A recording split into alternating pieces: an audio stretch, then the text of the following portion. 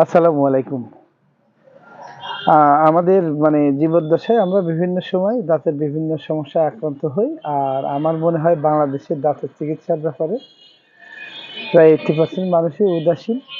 কখন চিকিৎসা নেওয়ার দরকার, কখন পরিচর্যার দরকার, এই সম্বন্ধে আমাদের বাংলাদেশি মানুষ সবাই ব্যাপকভাবে উদাসীন এবং দাঁতের চিকিৎসা নেওয়ার ব্যাপারেও তাদের ভিতরে বিভিন্ন ধরনের কুসংস্কার কাজ করে। অনেকে আমি এমনও দেখছি যে কবিরাজের কাছ থেকে গাছ পড়া নিয়ে দাঁতের চিকিৎসা নেন, এমনও দেখছি। কিছু কিছু ক্ষেত্র হয়তো এগুলো কাজও করে, অনেকের ক্ষেত্রেই কাজ করে। তো আসলে এগুলোর কোনো বৈজ্ঞানিক ভিত্তিও নাই।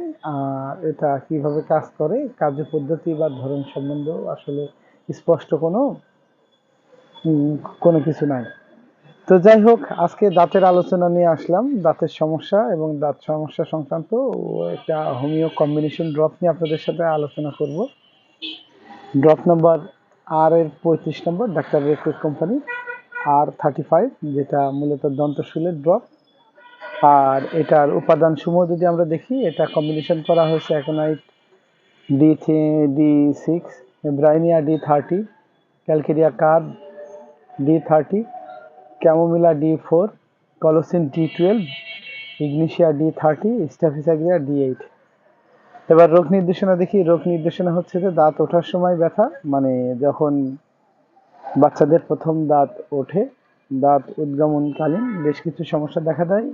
পেটের সমস্যা, অস্থিরতা, বদহজম সহ বেশ কিছু সমস্যা দেখা দেয়, যেটা R-35 কার্যকরভাবে এটা সমাধান দিতে পারে। পাশাপাশি দাঁতের পেশির সংকোচন, দেরিতে দাঁত ওঠা, এছাড়া দাঁতের যে কোনো ধরনের সমস্যা এটা দারুণ কার্যকর। তো এই ছিল এর রোগ নির্দেশনা। রোগ নির্দেশনা থেকেই আপনারা বুঝতে পারছেন যে এটা মোটামুটি দাঁতের ছোটখাটো যে কোনো সমস্যা আপনারা এটা ব্যবহার করতে পারেন। এবার কার্যপদ্ধতি নিয়ে আলোচনা করি। এই উপাদানগুলোর কার্যপদ্ধতি: এর শক্তিশালী উপাদানসমূহের ক্রিয়ার জন্য ওষুধটির আরোগ্য ক্ষমতা প্রকাশ পায়। এতে ব্যবহৃত যে উপাদানগুলো আছে তার ভিতর প্রথমেই আছে অ্যাকোনাইটাম। এটা দাঁত ওঠার সময় যে জ্বর ভাব, ঠান্ডা থেকে সৃষ্ট অসুস্থতা এবং সাথে দাঁতের ব্যথা, উত্তেজনা এবং কান্নাকাটি করার যে সমস্যাগুলো আছে, অ্যাকোনাইটাম তাতে কাজ করে দারুণভাবে।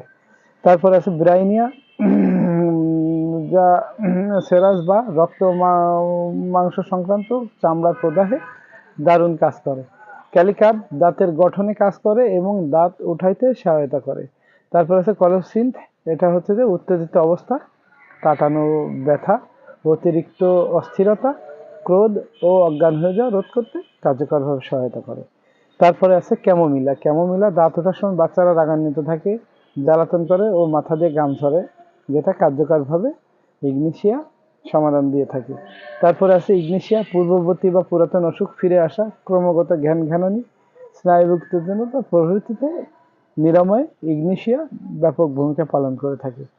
তারপরে আছে স্ট্যাফিসাগ্রিয়া, শিশুদের স্নায়বিক উত্তেজনা এবং শিশুর অসহনীয় আচরণ, ক্রমাগত ঘ্যান এবং বিলাপ, এটা নিরাময় কার্যকর ভূমিকা পালন করে। R-35 বিভিন্ন প্রকার পরিস্থিতি থেকে সৃষ্ট উত্তেজনা, ব্যথা ও প্রদাহ হ্রাস করে। বারবার ঠান্ডা লেগে যাওয়ার অসুস্থতা, ব্রঙ্কাইটিস এবং হামের আগেও এটা কাজ করে। একই সাথে কান পরিষ্কার করে নেওয়া উচিত। অস্টাটাইটিস মিডিয়া। সেবন বিধি যদি বলি, তাহলে সেবন বিধিতে আছে ত্বরণ রোগের ক্ষেত্রে ওষুধটি ঘন ঘন সেবনের পরামর্শ দেওয়া হয়ে থাকে। বাচ্চাদের ক্ষেত্রে 40 থেকে 50 ফোঁটা ওষুধ হাফ কাপ পানিতে মিশিয়ে সেই মিশ্রণ থেকে প্রতি 5 থেকে 10 মিনিট অন্তর 1 চামচ করে খাওয়াতে হবে। একটু বড় শিশুদের ক্ষেত্রে, যাদের রোগের তীব্রতা কম, সেক্ষেত্রে 10 থেকে 15 ফোঁটা ওষুধ সামান্য পানি সহ দিনে কয়েকবার সেবন করাতে হবে। দাঁতের ছিদ্রের কারণে সৃষ্ট ব্যথার ক্ষেত্রে একটু তুলায় ভিজিয়ে ওষুধটি আক্রান্ত স্থানে লাগাতে হবে। তো এই ছিল R-35 নিয়ে আলোচনা। এটা বিশেষ করে বাচ্চাদের দাঁত ওঠার সময়ের ক্ষেত্রে বেশি প্রযোজ্য। যাদের বাচ্চাদের নতুন দাঁত পড়েছে, নতুন দাঁত উঠতেছে, এই সময় এই ধরনের সমস্যাগুলো দেখা দিলে আপনারা চোখ বন্ধ করে R-35 ব্যবহার করবেন। আশা করা যায় যে আপনারা উত্তম ফলাফল পাবেন। তো এই ছিল R-35 নিয়ে আলোচনা। আমাদের আলোচনা যদি ভালো লেগে থাকে, দয়া করে লাইক শেয়ার করে দেবেন। আর যারা ইউটিউবে দেখতে চান, দয়া করে ইউটিউবে গিয়ে বাংলায় সারা হোমিও ওষুধালয় লিখে সার্চ দিলেই আমাদের চ্যানেলটি পেয়ে যাবেন। দয়া করে সাবস্ক্রাইব করে রাখুন। পরবর্তীতে এই ধরনের ভিডিও সবার আগে নোটিফিকেশন পৌঁছে যাবে আপনার কাছে। পাশাপাশি যে কোনো ধরনের চিকিৎসা সংক্রান্ত পরামর্শ আপনারা আমাদের কাছ থেকে ফ্রি পেয়ে যাবেন। পাশাপাশি কুরিয়ার সার্ভিসের মধ্যেও দেশের যে কোনো স্থানে আমরা সব ধরনের ওষুধ সরবরাহ করে থাকি। তো আপনাদের সুস্থতা ও মঙ্গল কামনা করে আজকের এই ভিডিও এখানে শেষ করছি। আশা করি আপনারা সবাই ভালো থাকবেন। আসসালামু আলাইকুম।